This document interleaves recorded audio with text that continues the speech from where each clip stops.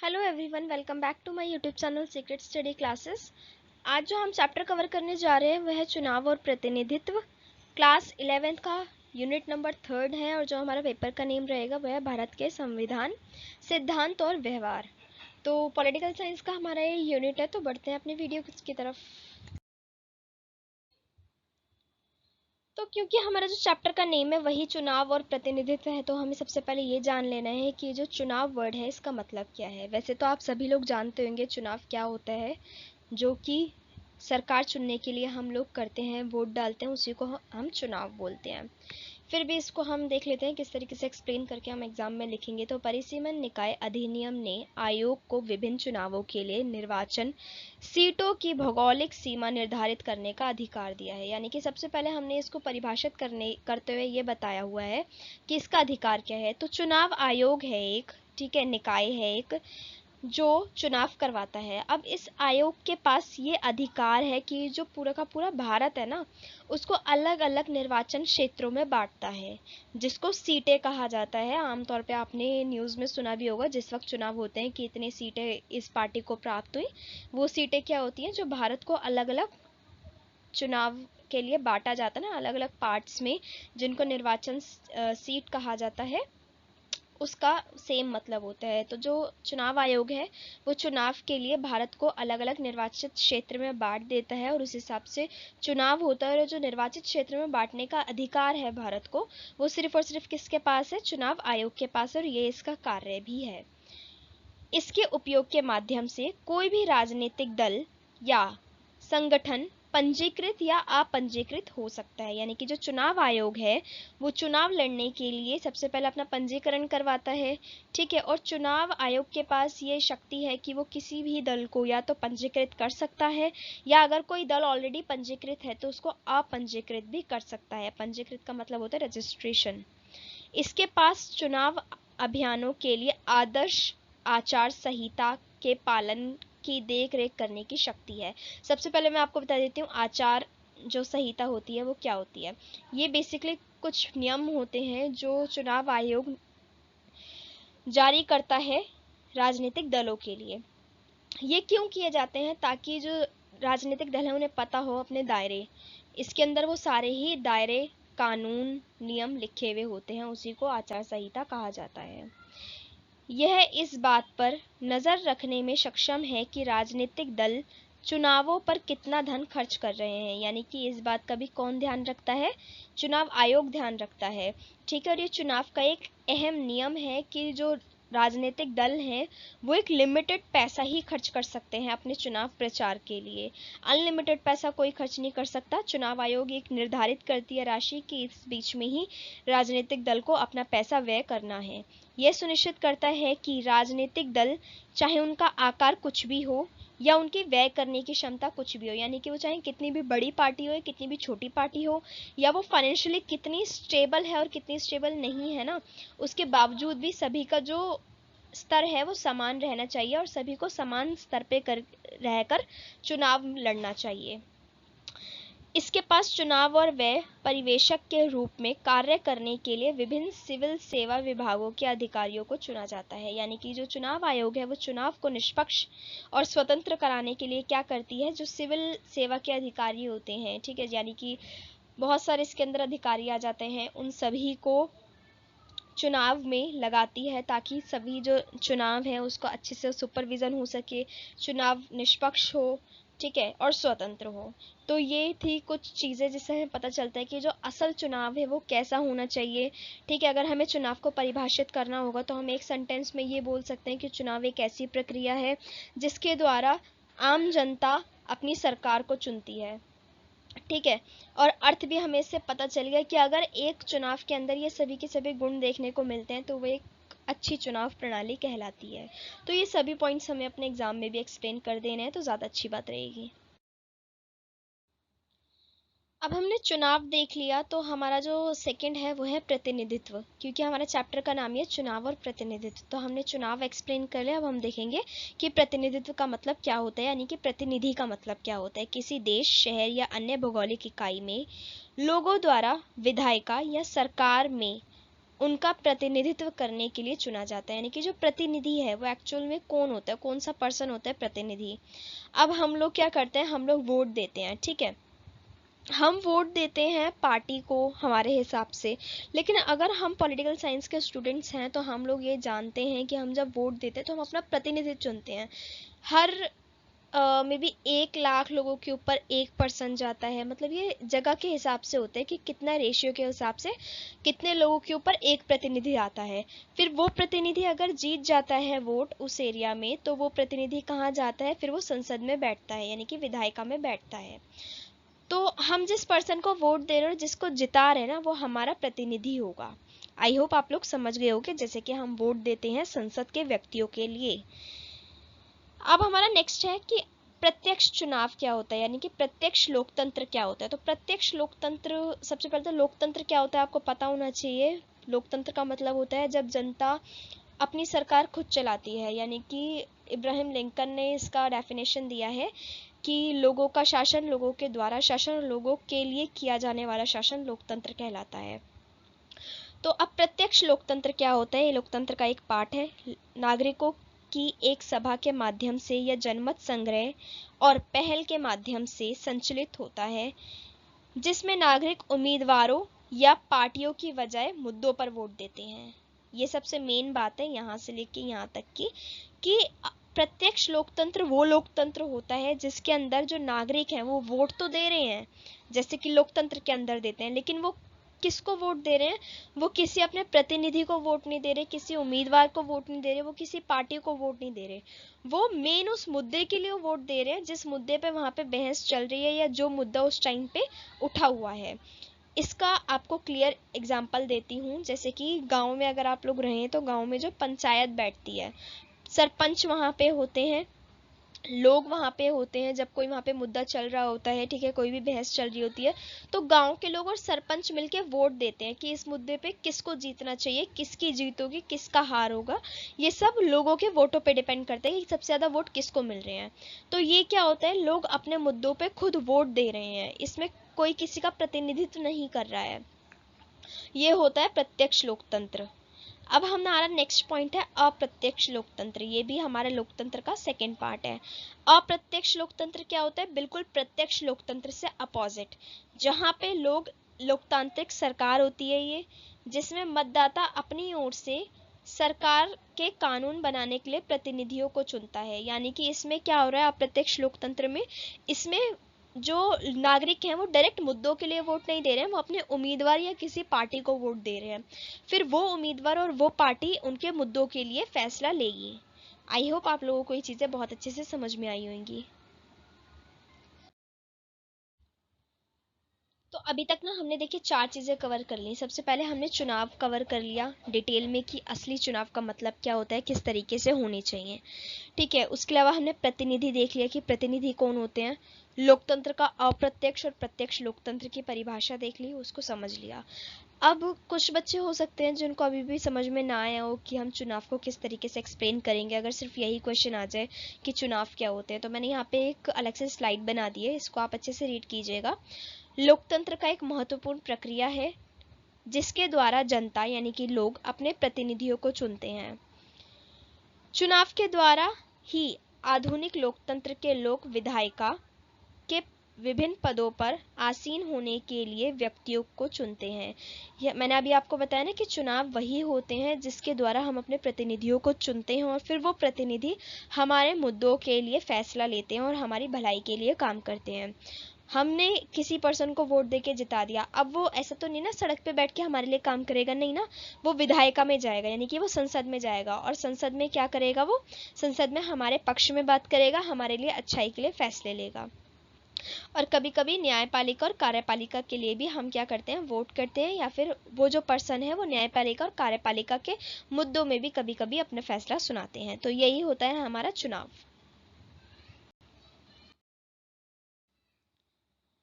अब हम देखेंगे कि भारत में जो चुनाव की प्रक्रिया है वो किस तरीके की है। तो चुनावी प्रक्रिया विभिन्न चरणों की एक श्रृंखला को संदर्भित करती है जिसके माध्यम से चुनाव आयोजित किए जाते हैं और लोकतांत्रिक प्रणाली में मतदाताओं द्वारा प्रतिनिधियों को चुना जाता है। तो यानी कि चुनाव प्रक्रिया की यहाँ पे डेफिनेशन दे दी कि चुनाव प्रक्रिया है वो क्या होती है। तो चुनावी प्रक्रिया विभिन्न चरणों की एक श्रृंखला है, यानी कि चुनाव की जो प्रक्रिया है ना वो किसी एक ही स्टेज के लिए नहीं है, वो अलग अलग तरीके के चुनाव के लिए भी सेम ही रहती है। जैसे कि हमारा क्या हो गया, हमारा प्रधानमंत्री का चुनाव हो गया, ठीक है, संसद का चुनाव हो गया, उसके अलावा हमारे राष्ट्रपति का चुनाव हो गया, एमसीडी का चुनाव हो गया, एमएलए का चुनाव हो गया। ये सारे चुनाव जब होते हैं तो सेम ही प्रक्रिया रहती है, बट उसमें जब हम वोट देते हैं तो जो जीतने वाला व्यक्ति होता है उसको अलग अलग तरीके के पद मिलते हैं।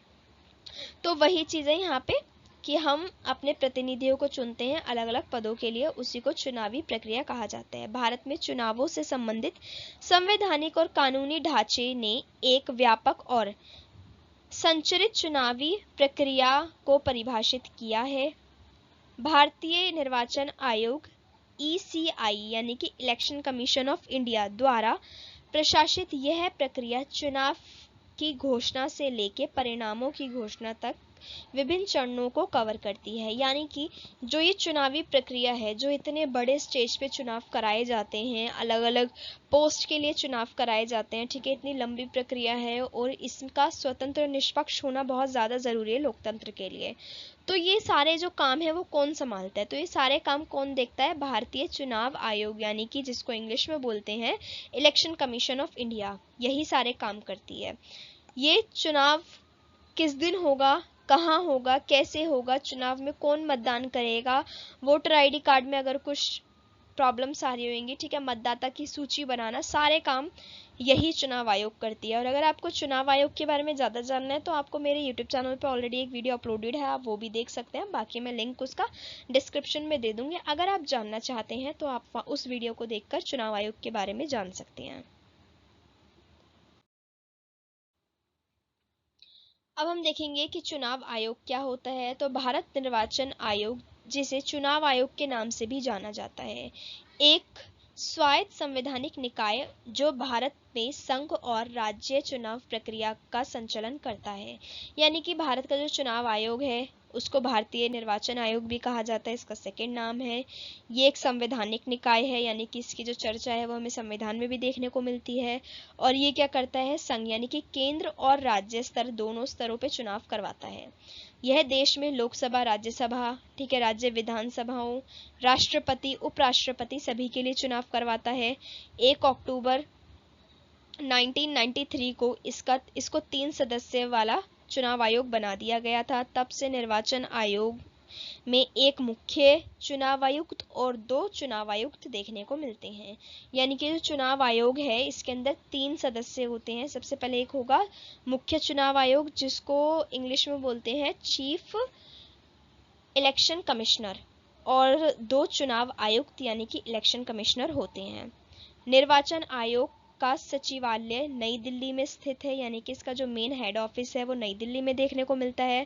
मुख्य निर्वाचन आयोग IAS रैंक का अधिकारी होता है, यानी कि जो मुख्य निर्वाचन आयोग होता है, निर्वाचन अधिकारी होता है, सॉरी, वो कौन बनता है, तो ये ज़्यादातर IAS अधिकारी होते हैं ना, जो वही बनते हैं मुख्य निर्वाचन अधिकारी, जिसकी आयुक्ति राष्ट्रपति द्वारा की जाती है, तथा चुनाव आयुक्तों की आयुक्ति भी राष्ट्रपति ही करता है।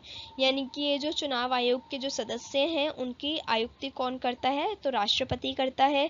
मुख्य चुनाव आयोग के पोस्ट पे कौन विराजमान हो सकता है, तो सिर्फ और सिर्फ IAS रैंक का अधिकारी ही हो सकता है। अब क्योंकि हमने सारी चीज़ें कवर कर ली, ठीक है, चुनाव क्या होता है वो देख लिया, लोकतंत्र के 2 पार्ट्स देख लिए, प्रतिनिधि देख लिया, उसके अलावा हमने अभी चुनाव आयोग के बारे में पढ़ लिया, चुनाव प्रणाली पढ़ ली।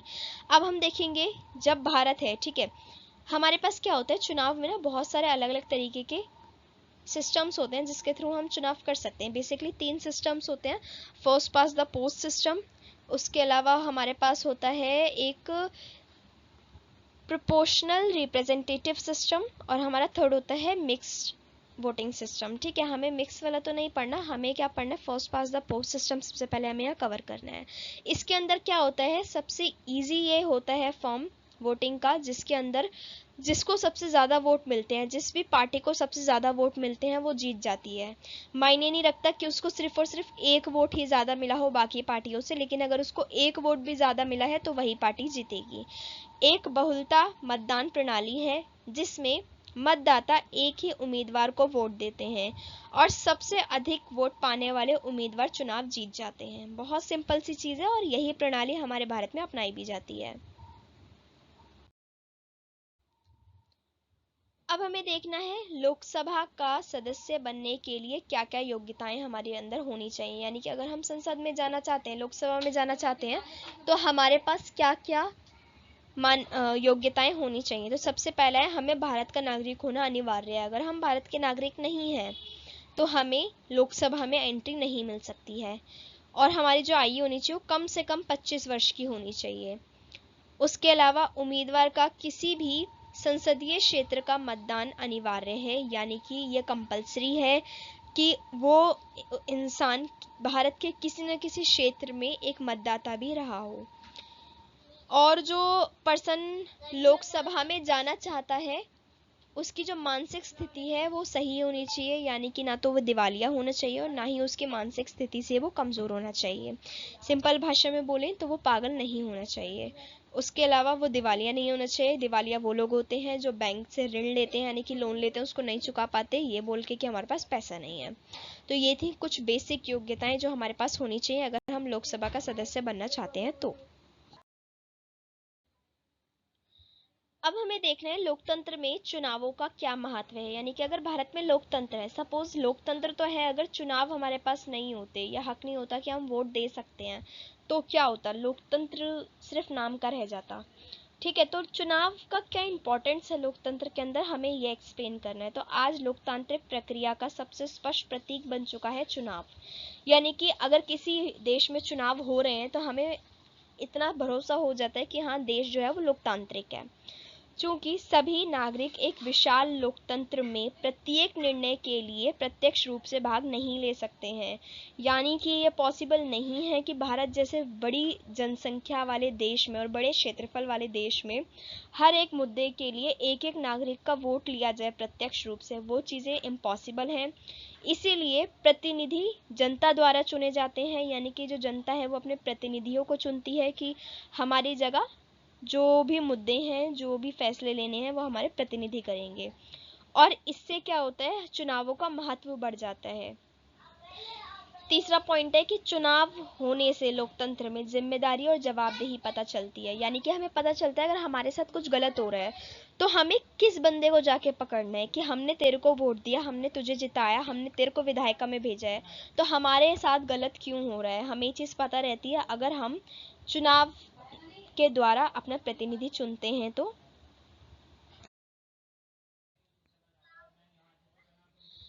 अब जो हमें देखना है वो आप लोगों को बहुत ध्यान से सुनना है क्योंकि बहुत ज़्यादा कन्फ्यूज़न रहती है, नहीं समझ में आता है ये।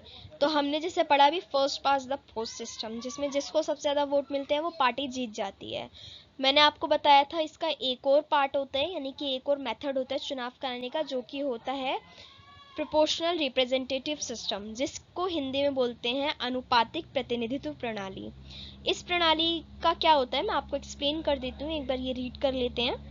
हमारा संविधान राष्ट्रपति, उपराष्ट्रपति, राज्यसभा, विधान परिषद के चुनावों के लिए समानुपातिक प्रतिनिधित्व प्रणाली का एक तीसरा और जटिल स्वरूप प्रस्तावित करता है। इसका क्या मतलब है, देखिए तीसरे से कंफ्यूज मत होना, तीसरा इसलिए यहाँ पे लिखा हुआ है क्योंकि पहला हो गया हमारा first pass the post system, second हो गया हमारा मिक्स जो चुनाव प्रणाली होती है वो मिश्रित चुनाव प्रणाली, और थर्ड इसमें यहाँ पे ये दे दिया है। तो मिश्रित जो चुनाव प्रणाली है वो आपके सिलेबस में नहीं है, आपको 2 ही पढ़ने हैं। इसमें क्या होता है, मतदाता पार्टी को वोट देते हैं सिंपली, ठीक है। हर पार्टी को प्राप्त मत के अनुपात में विधायिका में सीटें मिलती हैं। अब ये चीज़ें आपने गौर से सुनी है, मैं आपको बताती हूँ। सपोज हमारे पास है पार्टी ए, पार्टी बी, ठीक है, और पार्टी सी। अब क्या होगा, विधायिका की ये सीट्स हैं। पार्टी ए को मिल गई हमारे पास 10 सीटें, ठीक है, मैं एक मोटा मोटा एग्जाम्पल दे रही हूँ। पार्टी बी को मिल गई हमारे पास 20 सीटें। और वहीं पार्टी सी को कितनी मिली है, सिर्फ और सिर्फ 5 सीटें। अब क्या होगा, अगर यही first pass the post system होता तो कौन सी पार्टी जीतती, सीधी सी बात है 20 वाली पार्टी जीतती, यानी कि पार्टी नंबर बी जीत जाती, क्योंकि इसके पास सबसे ज्यादा वोट है। अब क्योंकि हमें पढ़ना है अनुपातिक प्रणाली, अब अनुपातिक प्रणाली में क्या होगा, ये सब तो वोट्स मिल गए, यहाँ तक पता चल गया। अब इसमें कैसे पता चलेगा कैसे विधायिका में सीटें मिलेंगी, तो मैं बताती हूँ। इसमें क्या होगा, जो सीट्स है ना उसको इसी रेशियो में डिवाइड कर दिया जाएगा, यानी कि 20% जो सीट्स रहेंगी वो पार्टी ए के पास रहेंगी, ठीक है। उसके अलावा जो पार्टी बी के पास रहेंगी 20% सीट्स विधायिका की, और वहीं 10% सीट्स किसके पास चली जाएंगी, पार्टी ए के पास, और जो रेस्ट 5% सीट्स बच रही हैं वो पार्टी सी के पास। इस तरीके से विधायिका में इनको सीटें मिल जाएंगी। यानी कि इसका एक बेनिफिट होता है कि किसी भी पर्सन का वोट जाया नहीं जाता है। अगर first pass the post system से इसको कंपेयर करें तो जो हमारे first pass the post system है उसमें जो पार्टी सबसे ज्यादा नहीं ला पाती है, एक ही पार्टी सबसे ज्यादा वोट ला पाती है, वो जीत जाती है। लेकिन बाकी की जो जितनी पार्टियां बची उनको भी तो लोगों ने वोट दिया था, उनकी भी तो पसंद की वो पार्टियां थी नहीं, लेकिन उनका क्या होता है, उनके सारी जो वोट्स होते हैं वो बेकार जाते हैं। लेकिन जो ये अनुपातिक प्रणाली होती है इसमें सभी के वोट्स को इम्पोर्टेंस दी जाती है और उसी रेशियो के हिसाब से विधायिका में उनको जगह मिलती है, उसी रेशियो के हिसाब से वो अपना निर्णय सुनाते हैं। आई होप आप लोगों को समझ में आ गया होगा। अगर नहीं समझ में आया है तो आप मुझे जस्ट कमेंट कीजिएगा, मैं एक सेपरेट वीडियो आप लोगों को बना के दे दूंगी जिससे आप आराम से इसको समझ सकते हैं। अब हमें देखना है first pass the post system को भारत में क्यों लाया गया। क्वेश्चन आता है, ये मेनली यही आता है कि भारत ने इतना बड़ा देश है, ठीक है, लोकतांत्रिक देश है जिसके पास लिखित में संविधान है। इतना बड़ा लिखित संविधान होने के बाद, इतना बड़ा क्षेत्रफल, इतनी सारी जनसंख्या है, उसके बाद भी first pass the post system को क्यों अपनाया गया, तो मैं बता देती हूँ। सबसे पहला, सादगी भरी प्रणाली है। इसमें ज्यादा कुछ ऐसा नहीं है कि हाँ बहुत मुश्किल हो, ठीक है। आप लोगों को भी first pass the post system easily समझ में आ गया होगा, लेकिन अनुपातिक प्रणाली जो होगा आपको मे बी कुछ लोग होंगे जिनको नहीं समझ में आएगा और कुछ होंगे जिनको बहुत देर बाद समझ में आया होगा। तो जो first pass the post system है वो इजी है, इस वजह से हमें पता होता है कि हमें जवाबदेही किससे लेनी है। हमने जैसे वोट दिया हम उसी को पकड़ेंगे कि हमने तेरे को विधायिका में बैठाया ना, हमने जिताया ना, तो हमारे लिए काम कर। सेकंड है स्थिर सरकार। अब इसमें क्या होता है, इसमें अगर हमें पता है, जैसे कि आप लोगों को पता होगा आजादी के बाद में सबसे ज्यादा कांग्रेस सरकार जीतती थी, इसलिए बहुत लंबे टाइम तक कांग्रेस सरकार ही हमारे जो संसद में रही। तो इससे हमें क्या पता चलता है कि अगर जनता को, इतनी बड़ी जनसंख्या को एक पार्टी पसंद आ रही है ना, तो चांसेस होते हैं ना कि ज्यादातर वही पार्टी अपनी सरकार बने। प्रेजेंट टाइम पे भी जो मोदी सरकार है यानी कि बीजेपी जो है उसने तीसरी बार अपना जो है विधायिका में सीट जीती है बहुमत के साथ। तो क्या हुआ इस बार भी कि लंबे टाइम तक एक ही सरकार बनती आ रही क्योंकि लोगों को उसका काम पसंद आ रहा है, बस सिंपल। थर्ड है हमारा व्यापक प्रतिनिधित्व। एक बहुत बड़ी जनसंख्या के ऊपर बहुत अच्छे से काम करता है जो first pass the post system में जीतता है, तो एक व्यापक प्रतिनिधित्व होता है, एक बहुत बड़ी जनसंख्या के ऊपर वो सरकार नियंत्रण अपना कर रही होती है। फोर्थ पॉइंट है सरल बहुमत प्रणाली है। चाहे वो व्यक्ति कभी स्कूल गया भी ना हो ना, तब भी वो पर्सन आराम से इस प्रणाली को समझ सकता है। आप लोगों ने देखा भी होगा जिस वक्त चुनाव चल रहे होते हैं ना, जो चाय के टपरी होते हैं वहां पे भी बैठ के लोग सिर्फ यही बात कर रहे होते हैं, ये पार्टी जीतेगी, इस पार्टी को ज्यादा वोट मिलेंगे, ये पार्टी हार जाएगी, ऐसे करके बात कर रहे होते हैं। चाहे वो ऐसे पर्सन हो जिनको पढ़ाई लिखाई के बारे में कुछ नहीं पता, लेकिन फिर भी वो इस प्रणाली को समझ पा रहे हैं, उनको पता है वोट क्या होता है, उनको पता है कि ये सरकार बना रहे किस तरीके से बना रहे हैं। और हम लोगों से ज्यादा वो लोग जानते होते हैं चुनाव के बारे में जो बिल्कुल पढ़े लिखे नहीं होते। तो क्यों समझ पाते हैं, बिकॉज ये बहुत सिंपल प्रणाली है, इसको समझने के लिए ज्यादा पढ़ा लिखा होना जरूरी नहीं है। यही रीजन था जो भारत ने first pass the post system को अपनाया। नेक्स्ट है हमारा भारतीय चुनाव प्रणाली की मुख्य विशेषताएं। ये क्वेश्चन आपके पास आ जाता है, शॉर्ट में लिखा है, ऐसे ही पॉइंट्स में आप लिखिएगा, 5 नंबर का आएगा, 6 नंबर का आएगा, इतने पॉइंट्स लिख दोगे बहुत है। एक तो मुक्त और निष्पक्ष चुनाव प्रणाली है, यानी कि एक स्वतंत्र और निष्पक्ष चुनाव प्रणाली है। इसमें किसी का दबदबा नहीं रहता है। एक मुक्त और निष्पक्ष चुनाव आयोग ये निर्माण करता है, यानी कि एक मुक्त और निष्पक्ष एक ऐसा संवैधानिक निकाय है जो इसको आयोजित करता है। जन भागीदारी है, प्रतिनिधि को चुना जाता है, हर एक पर्सन वोट देता है, तो इसके अंदर क्या हो गया, जन भागीदारी आ गई। कई दिनों तक चलने वाला एक व्यापक चुनाव प्रणाली है, ठीक है। ये नेगेटिव और पॉजिटिव दोनों में आ जाता है कि जब हम वोट करते हैं तो काफ़ी टाइम लग जाता है वोट कराने में, क्योंकि हमारा देश जो है बहुत बड़ा है। हर एक पर्सन जब वोट देता है तो टाइम लग जाता है। अप्रत्यक्ष और प्रत्यक्ष दोनों प्रकार के चुनाव प्रणाली का मिश्रण है।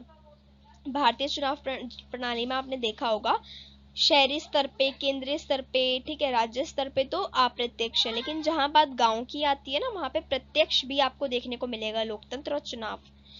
आरक्षण के रूप में प्रतिनिधि, आपको पता होगा जो ST OBC होते हैं उनको आरक्षण दिया जाता है चुनाव में, अगर वो पार्टिसिपेशन करते हैं तो। महिलाओं को आरक्षण दिया जाता है, तो इसमें आरक्षण की व्यवस्था होती है, ये भी इसका बेस्ट पार्ट है। सार्वभौमिक वयस्क मताधिकार, यानी कि 18+ वोट देंगे, उनके पास अधिकार है, तो ये भी एक प्लस पॉइंट बनता है। सभी को चुनाव लड़ने का अधिकार, यानी कि भारत में अगर वो है पर्सन, ठीक है, भारत का पर्सन है, उसकी एज इस लायक है कि वो वोट में चुनाव में खड़ा हो सकता है, तो वो खड़ा होने के लायक है, उसके लिए और कोई बाउंडेशन नहीं है, यानी कि भारत का हर एक नागरिक चुनाव लड़ सकता है। ये इसकी कुछ बेसिक विशेषताएं हो गई, आप लोगों को पता भी होगा, आप ही लिख सकते हैं। अब ये है भारतीय चुनाव प्रणाली के दोष। अब जहां हमने इतनी सारी विशेषताएं पढ़ ली, तो ऑब्वियस सी बात है, इतने बड़े देश में चुनाव करा रहे हैं, जरूरी नहीं है सारी विशेषताएं हो, कुछ ना कुछ तो कमियां रह ही जाती हैं, क्योंकि हम सभी इंसान हैं, चुनाव आयोग भी इंसानों से ही बना हुआ है। सबसे पहले है मतदान में पूर्ण भागीदारी का अभाव। कई सारे लोग होते हैं जिनको फर्क ही नहीं पड़ता कि चुनाव हो रहे हैं। आप लोगों के आसपास भी ऐसे लोग होंगे जो 18+ हैं बट वोट देने ही नहीं जाते। ये एक दोष के रूप में हमें देखने को मिलता है। चुनाव में धन का प्रयोग, जो पार्टियां बड़ी होती हैं और जो धनवान होती हैं ना, वो पैसों का बहुत खर्च करती हैं, ठीक है। दुरुपयोग भी किया जाता है कि तुम वोट हमें दो, हम तुम्हें इतना पैसा देंगे, ठीक है, ये चीज़ें भी होती हैं। चुनाव में बाहुबल का प्रभाव, यानी कि चुनाव में कई बार ये देखने को मिलता है कि कोई पर्सन है जो फाइनेंशियली स्ट्रांग है, ठीक है, पॉलिटिक्स में काफ़ी टाइम से है, उसके अलावा उसका क्षेत्रों में दबदबा है, तो वहाँ पे क्या होता है, वहाँ पे अपना आप को सुपीरियर दिखाया जाता है, तो उस चीज़ का काफ़ी दबदबा और प्रभाव देखने को मिलता है। सरकारी साधनों का प्रयोग किया जाता है चुनाव में, कई बार आपको देखने को भी मिलेगा, अब ज़्यादा इसमें एक्सप्लेन करने की मुझे ज़रूरत भी नहीं है, तो ये भी एक दोष है। मतदाताओं की भावना प्रभावित करना, यानी कि जो मतदाताओं की भावनाएं हैं उनके साथ कई बार खिलवाड़ भी हो जाता है। फर्जी मतदान, ये तो आपको सबसे ज़्यादा गांव में देखने को मिलेंगे। एक पर्सन ने वोट दिया, दूसरी बार में वही अपना मुंह ढक के चला गया, फिर वोट दे आया। तीसरी बार में वही अपना मुंह खोल के चला गया, कपड़े चेंज कर लिए, थोड़ा सा मतलब चश्मा वश्मा लगा लिया, ऐसे करके अपना रूप खुद बदल बदल के फर्जी वोट दे रहे हैं। आपको सबसे ज़्यादा एक गाँव में होता हुआ मिलेगा। तो यही सब क्या हमें देखने को मिलता है एक दोष के रूप में। तो इसी के साथ हमने अपना जो ये यूनिट है वो कम्प्लीटली कवर कर लिया, ऐसा कुछ नहीं बचा है जो मैंने इसमें ना कवर कराया हो। अगर आपने ये अच्छे से वीडियो देखी है ना, तो आप एग्जाम में हर एक क्वेश्चन कर सकते हो, इसका मैं डैम श्योर हूँ। उसके अलावा thanks for watching my video. आप इस वीडियो को लाइक कीजिएगा, अपने सभी फ्रेंड्स के साथ शेयर कीजिए। कोई भी इशू है या कोई भी डाउट है या कोई भी सजेशन है, तो आप मुझे बेझिझक कमेंट बॉक्स में कमेंट करके बता सकते हैं। और मेरे चैनल को ज़्यादा से ज़्यादा सब्सक्राइब कीजिए। Thanks for watching my video.